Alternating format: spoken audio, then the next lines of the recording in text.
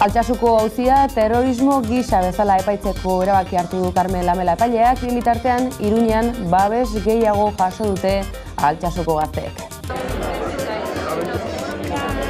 Harra dugu, gehiegizko zigor horiek betetzeak gazteei ekarriko liekeen konpondu ezinezko kaltea.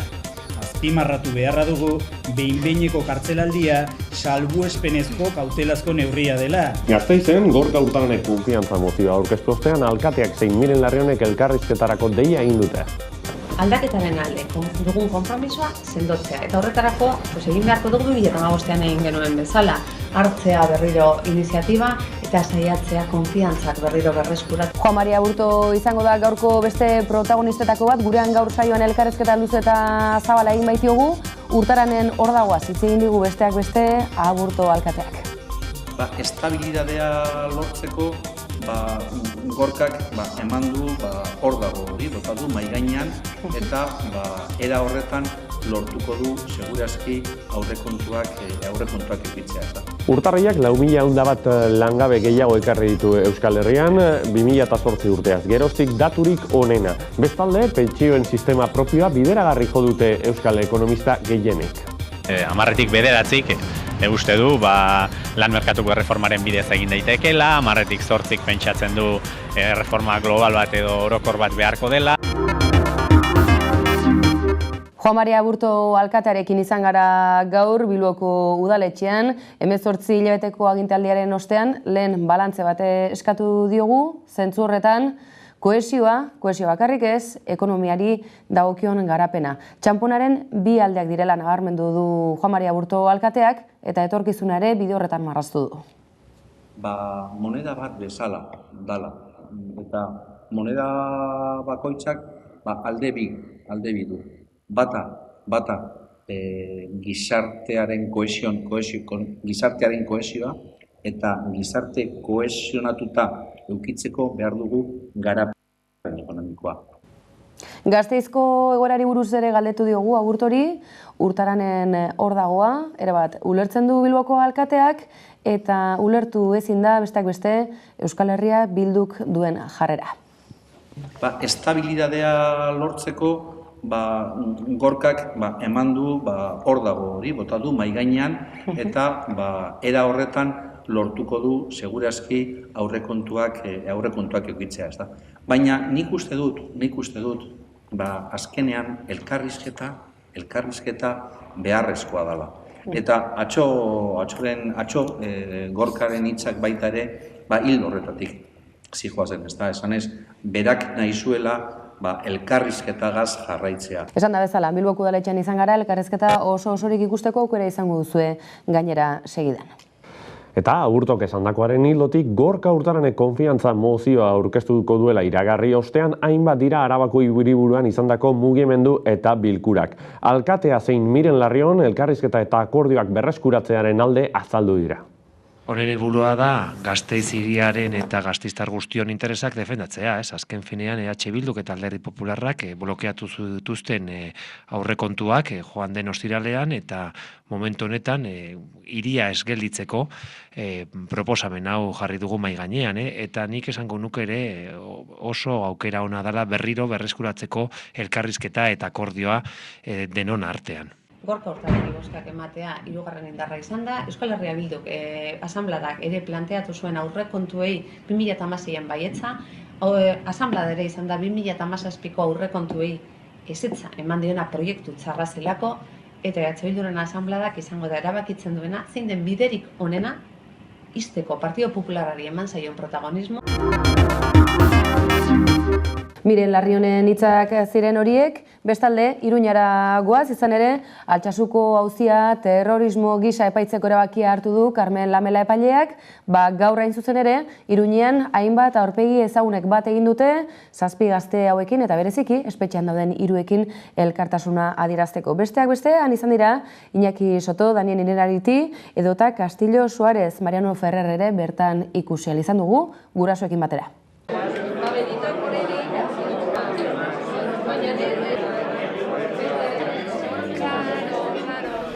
elkarbizitza askatasuna eta justiziarekiko konpromisoarengatik, giza eskubideekiko errespetuarengatik eta zuzenbide estatuaren printzipioengatik, dokumentu hau sinatzen dugunok gure kezka adierazi nahi dugu kasua garatzen ari den moduarengatik. Horregatik guztiarengatik, eskatzen dugu proportzionaltasunaren, justiziaren eta ekitatearen printzipioa gailen daitezen, eta galde egiten dugu terrorismo delituaren kalifikazioa ezabatzeko, eskumena Iruñeko 3. instrukzio epaitegiari bueltatzeko eta ondorioz 7 gazteak aske uzteko. Eskerreneko hitzak baino ez ditugu. Prozesuaren hasieran gertukuen babesa jaso genuen, gero Altsasuko herri oso baten babesa, baina uin hori handitzen joan da. Jokaera horren ondorioz, gogoratu nahi dugu, hemen gogoratu den modun, gure semetako 3 gartzelan jarraitzen dutela. Gaurkoa 80. eguna dute Soto de Realen. Altsasutik 400 kilometrotara. Auzia zentzugabea dela esaten duten ahotsak gero eta gehiago dira, eta gaurko agerraldiari aurreko asteartean Iruñeko katakraken izandakoa gehitu behar zaio. Bertan, 200 legelari eta irakaslek baino gehiagok auzia salatu eta gazten askatasuna eskatu zuten. Egoera hau, etsaiaren zuzenbide penalaren adibide berri bat da. Neurri gabeko erantzuna eman zaie inola ere aurreikusi gabeko egitate batzuei. Zalantzan jartzen dugun, auto hau susmoetan oinarritzen da batez ere, eta ez arrazoizko aztarnetan. Horren adibide izan daiteke izaera penala eduki dezaketen egitateak izendatzerako orduan autoak ahalera aditzaldia erabiltzea.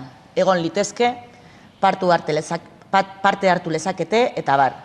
Susmoak baino zerbait gehiago direla frogatu dezakeen zerbaiti erreferentzia bat bera ere ez egin barik. Autoak ez ditu beste bertsio posibleak kontuan hartzen. Adibidez, ez du posible ikusten gertatutakoa gauean eman daitekeen taberna borroka edo gatazkatzat jotzea, eta ez egiten duen legez, alde mendik mugimendu edo kanpainarekin zerikusia daukan gertaeratzat. Eta ekonomia atalari helduz, Hego Euskal Herriko langabezia datuak eskuartean 2008 geroztik daturik onenak direla esan daiteke, 4.100 langabe gutxiago izan da. Bai, bestalde, pentsio sistema propioa bideragarritzat jo dute euskal ekonomilarien gehiengo batek, izan ere, aste honetan publiko egindako inkesta baten arabera, 80% bideragarritzat joko luke. Eta horren inguruan sakontzeko Joseba Barandiaran ekonomilariaren gana jo dugu.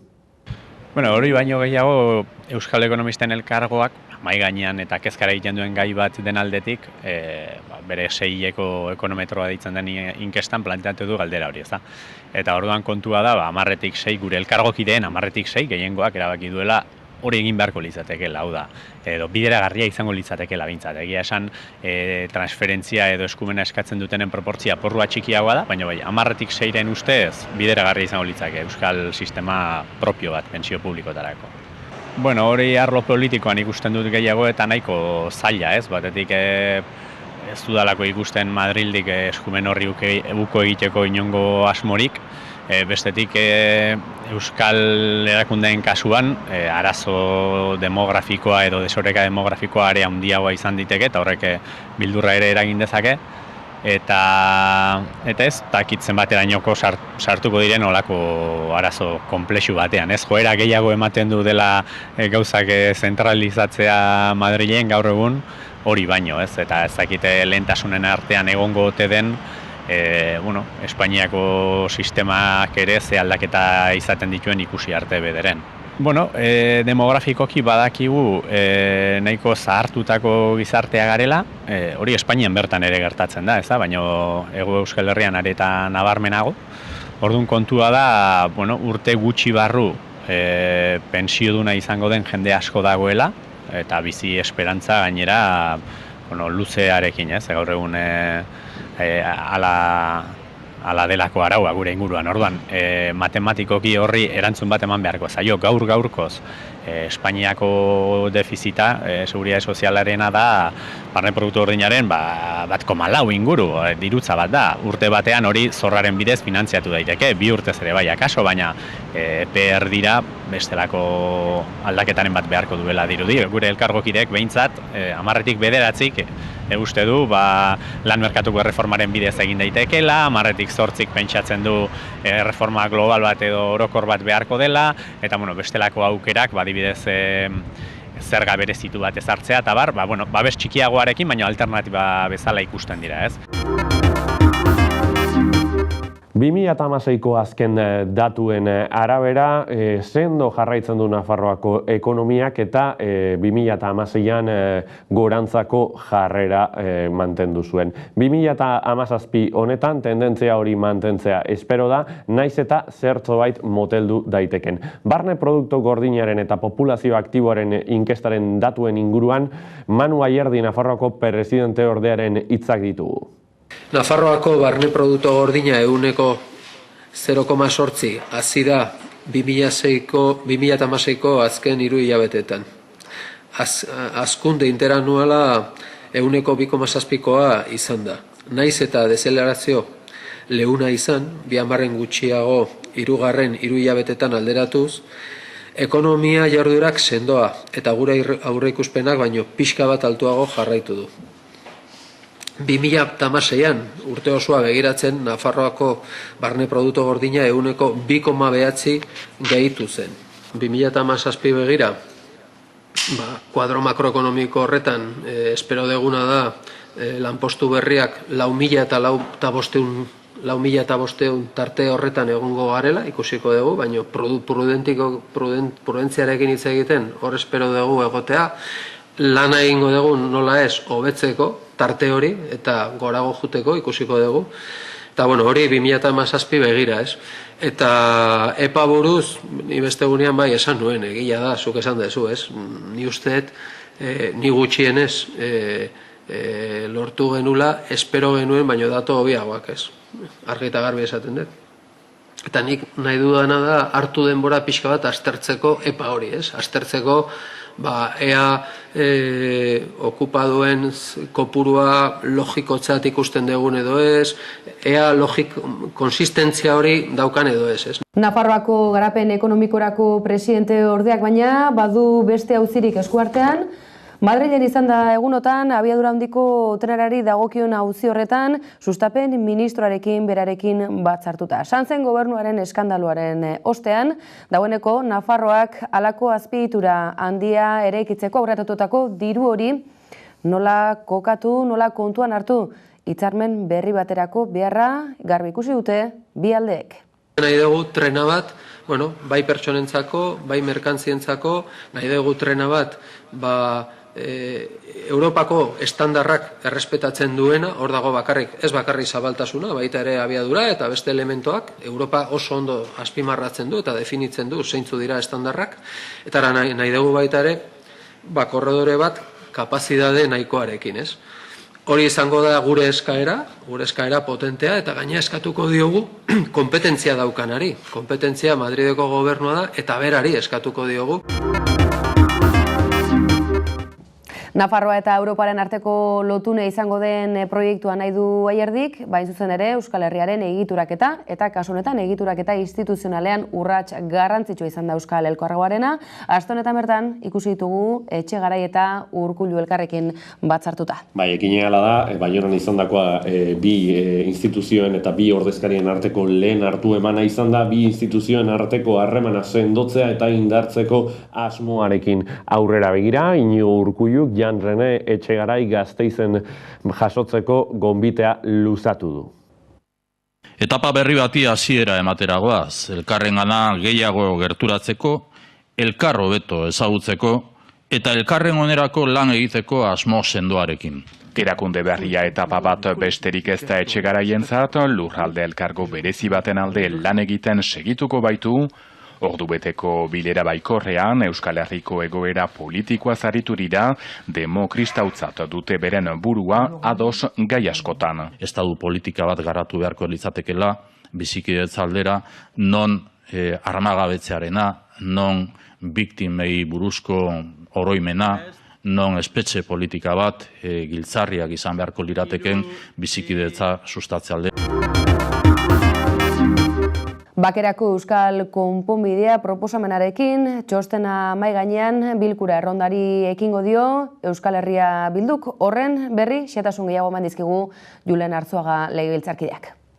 Larun batean aurkeztu zuen EH Bilduk bakerako euskal konponbidea ekintza plana. Duela 2 urte aurkeztutako bakerako euskal bidea dokumentuaren jarraipena dela azpimarratu digu Julen Arzuaga EH Bilduko legebiltzarkideak. Konponbidearen nolabait soinu on bat lortzeko, ekualizazio on bat beharko genukela eta kanal guztietan, banda guztietan aurrera egitea. Ikusten dudan moduan ez da hala izan. Orduan, egin dugu proposamen bat, ez da laia formulazio huts bat, ez da borondate on bat, baita ere bada hori, baina nahi genuen izatea, ekintza plan bat aurrerapen hoiek eman alizateko, Eta horregatik, 78 ekintza, 78 ekimen planteatzen ditugu, nolabait, aurrera egin alizateko, ez hitzetan, baizik eta ekintzetan, lanean jar gaitezan, nolabait 78 ekimen hoietan, ekilibrio edo oreka hobeago bat lortzeko. Batzuk pentsatzen dute hau dela bake egoera bat, Eta guk pentsatzen dugu oraindik asko egin behar dela egoera esartzeko herri honetan, Oraindik badau jendia sufritzen ari dena, oraindik badaude giza eskubideak urratzen ari direla, oraindik badau bortizkeri bat mantentzen dana bizirik, dela politika penitentziarioa, eta orduan guk planteatzen duguna da, inbertitu behar dugula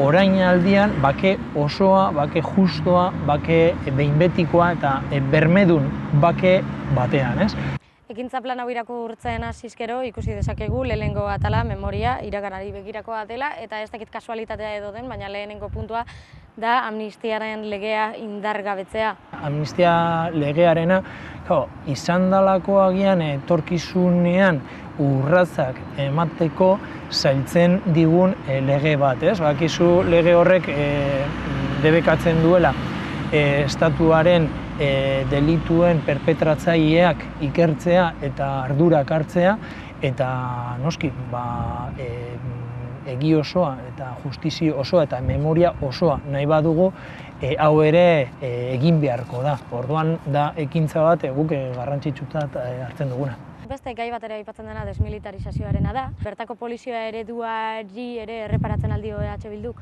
Gaur egun dagoen segurtasun sistemarekin Espainiar indarrek hartzen dituztela, inbaditzen dituztela hemengo poliziek eduki behar zituzten eskumen batzuk, eta gainera guk nahi bat dugu segurtasun osoa gure esku egotea, badaudela beste eskumen batzuk indarre espainol horiek garatzen dituztenak, hemen geratu beharko zirela eta eurek joan behar dutela.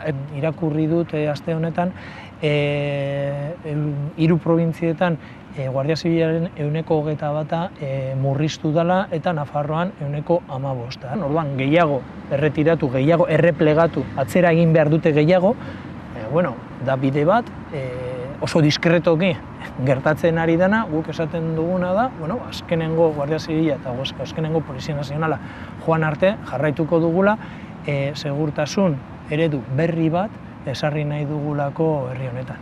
Dokumentu hau lantzeko bilera erronda bat irekiko duela jakinarazi du EH Bilduk eragile politiko, sozial eta norbanako ezberdinekin gatazkaren konponbidean aurrera pausoak emateko. Plan hau mahai gainean ipintzen dugu, bat, gure adierazpena, gure borondate hona adierazteko, bi, guk ere erreferentzia bat eukitzeko, nolabait, ipar orratza gidoi bat gure lanerako gauden instituzioan, gobernuan, oposizioan, gauden lekuan, atal sozialean edo jendearekin, jendartearekin, baina baita ere esaten dugu prest gaudela hau kontrastatzeko beste alderdi batzuekin, aber zertan, garatu ditzakegun 78 ekintza horiek.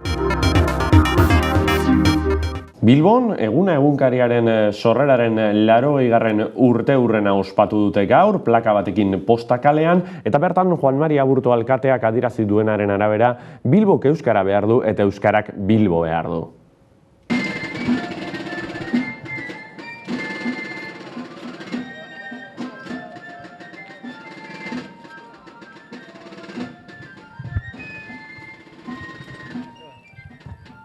Garai hartan euskara hutzean egunkari bat egitea hurase izan zen, ekintza gogoangarria.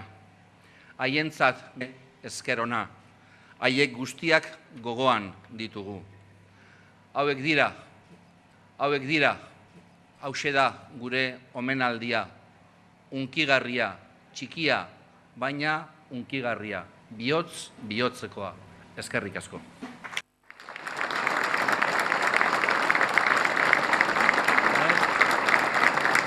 Eta Gipuzkoan berriz, 36ko gerran desagertutakoen gorpuzkinak jaso eta omenduko dituen duintasunaren kolumbarioa inauguratu dute. Elgoibaren izan da hori.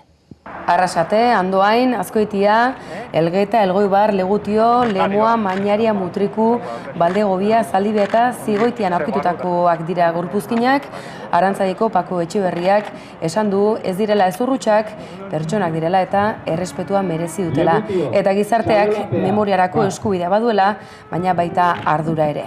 Bertan izan dira talde politiko denetako ordezkariak, tartean Gipuzkoako Aldun Nagusia baita Batzar Nagusietako presidentea ere. Iñigo Urkullu lehendakariak argira, iluntasunetik argitasunera egindako urratsa dela nabarmendu du. Jaurlaritzaren eta gizartearen izenean, aintzatespen osoz adierazten dugu gerran desagertutakoak bidegabekeria kriminal baten biktimak izan zirela. Har ezazue gure hurbiltasuna, elkartasuna eta aitortza.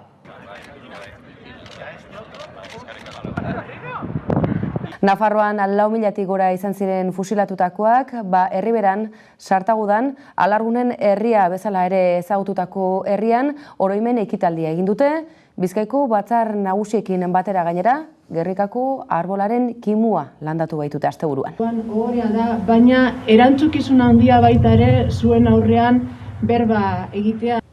Esan da bezala, Bizkaiko Batzar Nagusietako presidentea bertan izan dira baita ere, Nafarroako Parlamentuko presidentea, hala nola Sartagudako alkatea bera ere. Barakaldon, 6 hamarkadetako ibilbidea duen La Milagrosa ikastetxeak bere ateak itzi ditzake kurtso honen bukaeran, eta ondorioz 350 ikasle eta ia 40 irakasle kalean geratzeko arriskua dute.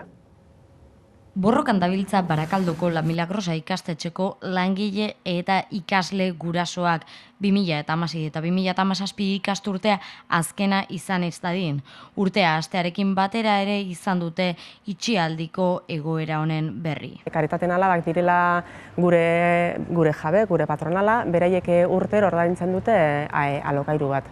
Orduan, azkenengo 2 urtetan alokairua asko igo da, orduan beraiek esan zuten, ez zeudela preste jarraitzeko alokairu horrekin, eta beraien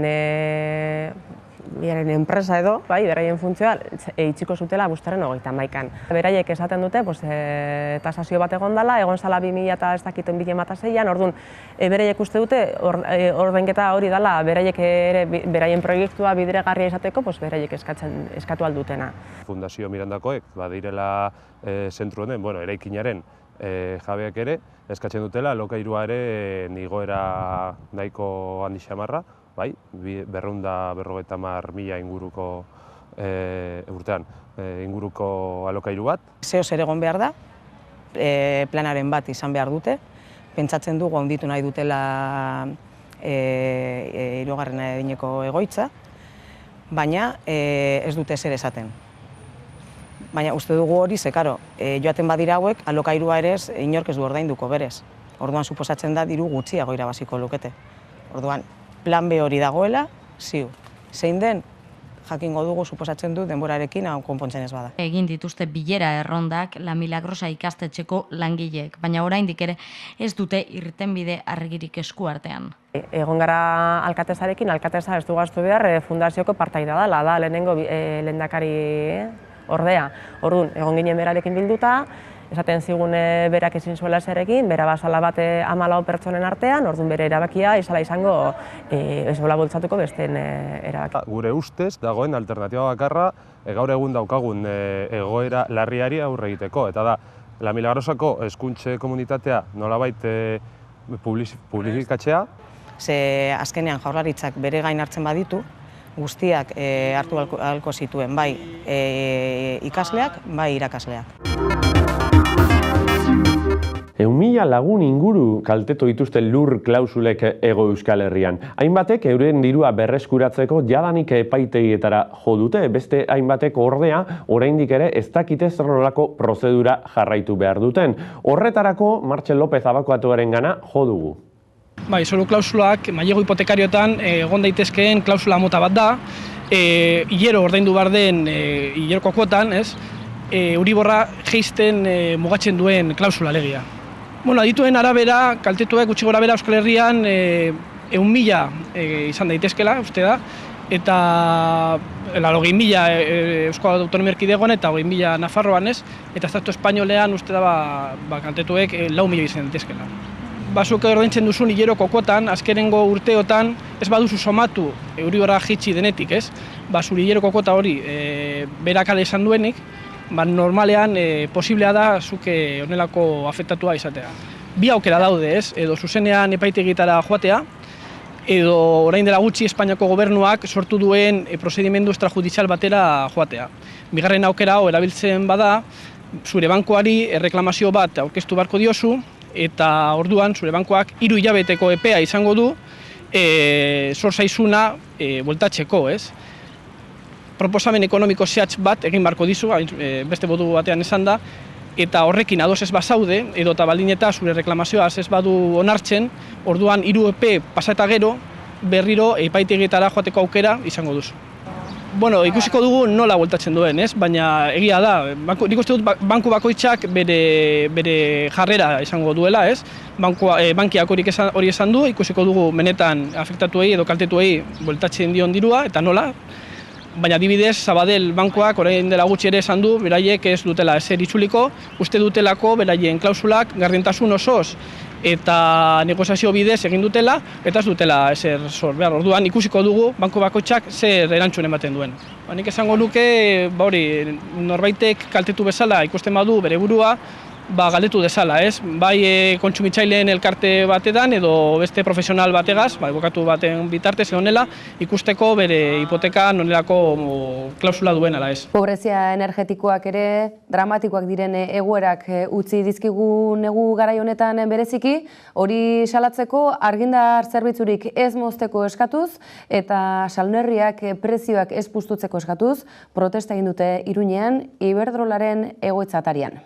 Nafarroko gobernuaren eta enpresa hornitzaileen artean sinatutako hitzarmenak arazo energetikoari adabaki bat jartzea besterik ez dela. Ez dute arazo energetikoa errotik konpontzen.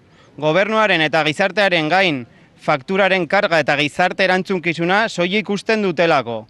Enpresa energetikoak haien gain erantzukizunik hartzen ez dutelarik. Aldi berean, sinatutako hitzarmenek aldaezin dirudien modelo energetikoaren iraupena ziurtatzen dute, enpresa energetiko handien mozkinak igotzen jarraitzen duelarik. Sos arrazakeriak Africa United elkartearekin batera herritar akusazio gisa aurkeztuko da El Hadji kasuan. El Hadji, Espainiako poliziak Iruñean duen polizia egoitzan hildako senegaldarra da. Laini aieren heriotza argitzeko prozedura judizialean herri akusazio gisa aurkeztuko da Nafarroko sos arrazakeria eta Afrika batua, eskubideak eta betebeharrak dituztela ulertzen dutelako eta errepika ezin daiteken larritasun handiko gertakaria izan zelako. Poliziaren ekinbidea kontrolatzeko neurriak falta direla kritikatu eta agintari eta instituzioei arduraz jokatzeko eskatu diete. Gure helburuak personalizazio honetan oso argiak dira. Gertaeren argitzea dauden froga guztiei atxikipenaren bitartez. Poliziaren funtzionamenduaren protokoloak ezagutu eta zalantzan jarri prozesuaren fase ezberdinetan.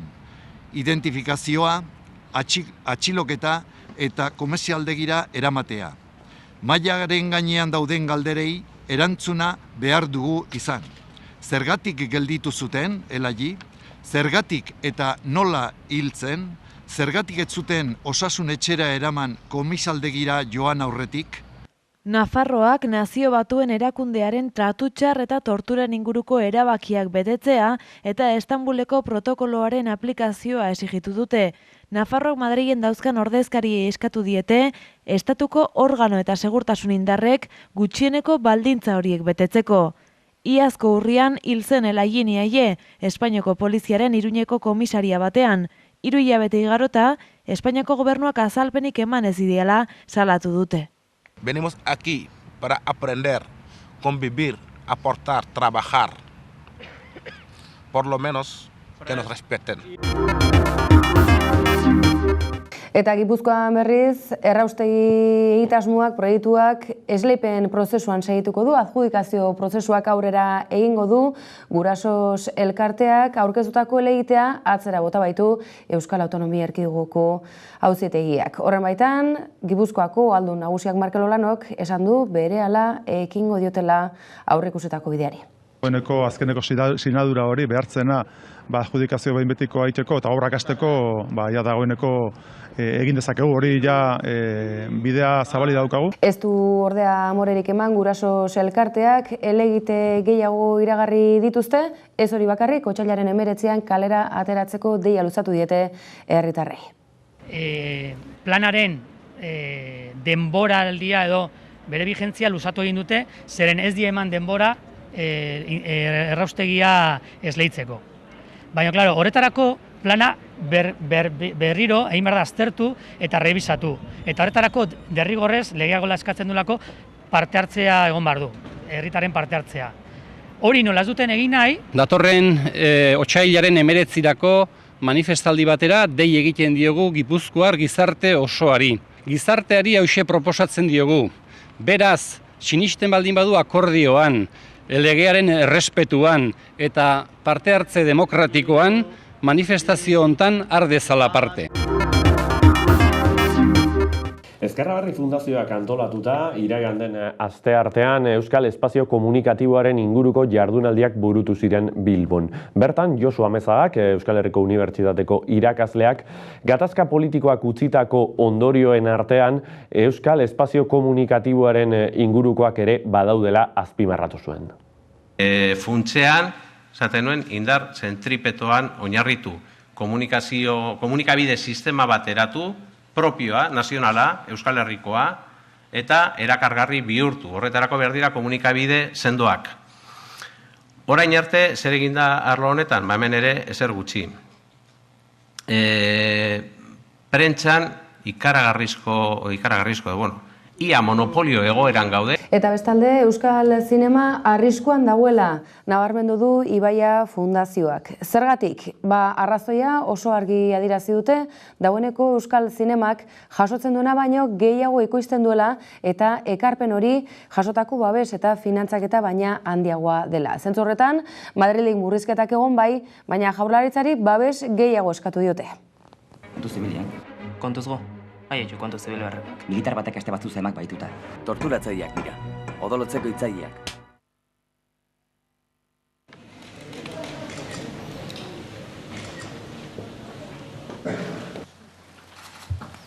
Bueno, beti entzun dugu, batzutan zinemagintza dela eta beti diru publikoarekin egiten zela, eta orduan benetazko datuak eukitzea izan dugu. Horrezegatik egin dugu ikerketa hau, kargatu genduen ikerketa hau enpresa bateri, ikertalde enpresa izan da, ikerketa hau egin dauena, eta hor ikusten da, alde batetik ez dela horrela, hor diru publikoa sartzen dela, baina gero itzulera ekonomiko bat dagoela, eta itzulera nahiko positiboa da administrazioentzako. Horretaz aparte, produktu kultural batzuk sortzen dira, eta enplegua be horrekin sortzen da, orduan nik uste dut ekonomia aldetik nahiko datu onak direla. Baina guaini, horre mezurik gabe? Aurreko astetan bezala, igual. Konfunditu ingo ziren. Hiru aldiz konfunditu. Uste dute badagoela sektore bat, hori importantea da, eta oin dela 10-15 urte, sinema egintzan ez zegoen sektorerik hemen. Noizean behin egiten zen pelikula bat, eta oin ja jarraian egiten dira, gitxi gora bera, urtean 11 pelikula egiten dira, batzutan danak, horien artean fikziozko euskeraz egindako pelikula pare bat urtean, hori importantea da, eta orduan gero horretaz aparte animaziozko beste pare bat, eta gero hemengo enpresa batzuk koproduzioan egindako beste pelikula batzuetan sartzen dira, naiz eta gazteleraz edo batzuk ingelesez egindako pelikulak izan. Orduan, oin osasuntsua ez dakit den, baina oin sektorea badago. Orduan ikuste dut importantea dela horrekei jarraitzea, eta gainera ekinez ikasten da, eta ekinez gero eta hobeto egiten dira, ikuste dut kalitatea, hobera duala, baina horretarako jarraipena behar da. Eta bukaera aldera heltzen ari garen honetan, kirolei tarte txiki bat beden egingo diogu, bainat gaur kamiseta eta guzti, Alabeseko kamiseta sinadura duna ere ekarri diguzu. Bai, Alabeseko jokalariek sinatutako elastikoa dugu gurekin, Laster 11 telebistako ikusentzulezkoek kamiseta hau irabazteko aukera izango dute, baina gaurkoan astear da, Balaidos futbol zelaian, Alabesek Espainiako Errege Kopan jokatu beharreko finalerdia, Zeltaren kontra aritu beharko du Mauricio Pellegrinoren taldeak, eta finalerako txartela lortuz gero, historia egingo lukete Gasteiztarrek izan ere, Kopako finalera iritziko liratezken lehendabiziko aldia izateke, eta ez da giro Gasteizen. Hori beraz Gasteizi dagokionean, tira, kirol kontuei tarte txiki bat egin dugu, aipamenei hau egin nahi genuelako, kamiseta ere eskuratzeko tartea izango dutelako gure ikusleek. Laster, gure webgunean adi egon beharko dute. Horri egituko diogu, sarean zenbait irudi interesgarri ikusi ditugulako, tarte txiki bat ere hartuko baitugu aurrerantzen ere sareko saltxari dagokionean. Trumpek adierazitakoaren arabera ekine, Obamaren administrazioak neurri gabe Australiatik etorritako etorkinei atea ireki egin die, eta ezaguna da batetik Mexikotik datozen etorkinekiko duen jarrera, eta baita ere nola ez ezarritako neurri murritzaileak musulmanak diren pertsonekiko. Eta protestak ere ugari, ikusi besterik ez, baita Berkeleyko unibertsitatean ere, izan dira azken orduotan istilu ikusgarrienak gogora ekarriko dugu, unibertsitate hori, ospe handiko unibertsitatea izan badela. Horrekin lotura eginda, Trump debeku zalea badela, antzematen da, Mozal legiarea itzaki hartuko dugu, izan ere, Alfredo ekitaldia, jaialdia, abestia ere badugu, sarean. Erreharria, erabiltzaileak 2 urtetako espetxe zigorra jaso dezake, sarean idatzitako... Twitterreko erabiltzailea. Hori da, Twitterren idatzitako mezuengatik 2 urtetako espetxe zigorra jaso dezake, eta horren aurrean datorren Otsailaren 11an, Amurrion bere jaioterrian jaialdia antolatu dute, zuk ondo esan bezala Alfredo izeneko jaialdi horretan, bertsolariak hori eta hortxe dituzue, Uluka taldeko neskak, Areta Frankinen doinuak eta Freedom kontzeptua darabilte, eta esan bezala, Otsailaren 11an, Amurrion izango dute hitzordua.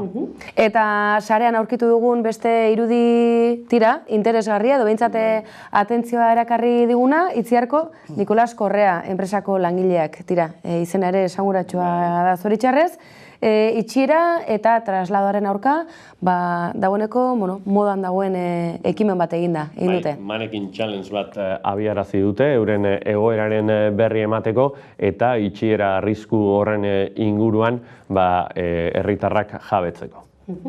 Facebookean aurkitu dugu irudi hau, baina sare sozialetan ibili da alde batetik eta bestera, baina guk Facebooken egin dugu topo berarekin.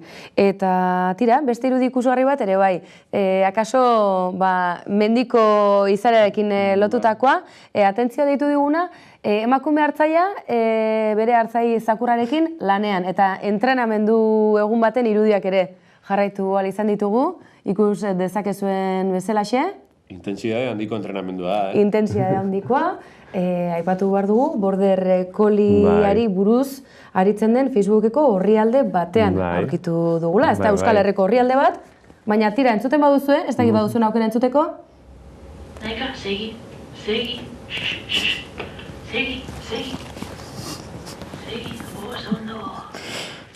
Tira, ikusten duzu, Nahika Jotak lanean ari dela, eta bere nagusia ere, aginduak zuzen eta zorrotz ematen.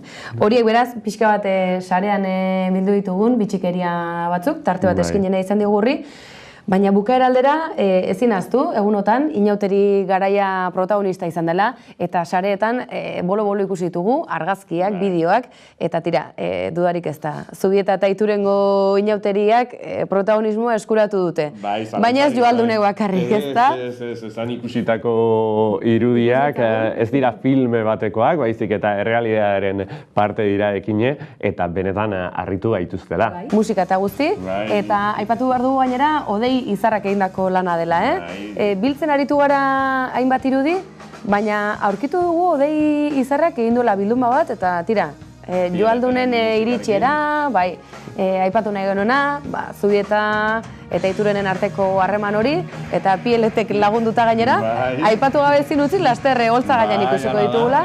Muñeko taldea berriro ere holtza gainean ikusiko dugula, laster Inauteriak hainbat herritara helduko dira, Tolosako udalplazako irudiak imaginario kolektiboaren barnekoa dira, baina baitaren nola ez Zubieta eta Iturengo Joaldunena, eta urte hontan... Tolosako karrozek ez dute antza hundirik Zubieta eta Iturenen ikusi ditugun hauekin. Bertan... Desan egunkariak, Ingalaterrako Desan egunkariak, tabloide ospetsuak, erreportai berezia eskaini die, eta, denon ahotan dagoen irudia dira. Desan egunkariaren gainera titularra, zuk ondo duzu gogoan, nola deskribatu ditu? Nafarroa, Malerrekako Inauterien definizioa, Desan egunkarian nola izan da? Spanish Bizarre Carnival. Alaxe definitu dituzte. Tira, ziur gaude, ederki pasa dutela gainera egunotan, Malerreka bailaran eta bertara gerturatu direnak ere ez dugu ahaztu behar, baina Inauteri Garaia hau Euskal Herrian luze zabalean zabalduko dela. Tira, irudiokin bukaera aldera helduko gara. Mostu. Gu. Vale. Tira, irudiokin heldu gara amaierara bainat? Bai, hala da, hurrengo egunetan ez diogu inolako mozorrorik jarriko gaurkotasunari. Ez da, hala izango, beraz badakizue, Hamaika Telebistan aktualitateari heltzen segiko diogula. Eskerrik asko gurean izategatik, gabon pasa, bihar arte. Ez berriz egingo dugu, porque gabon pasa bihar arte, eso es mentira. Tira, irudiokin iritsi gara gaurko amaierara bainat? Bai, hurrengo egunetan ez diogu mozorrorik jarriko gaurkotasunari? Ez da, hala izango ez. Hamaika Telebistak gure begiz ikusi ahal izateko lanean segituko duelako. Eskerrik asko, geurean izateagatik, gabon pasa.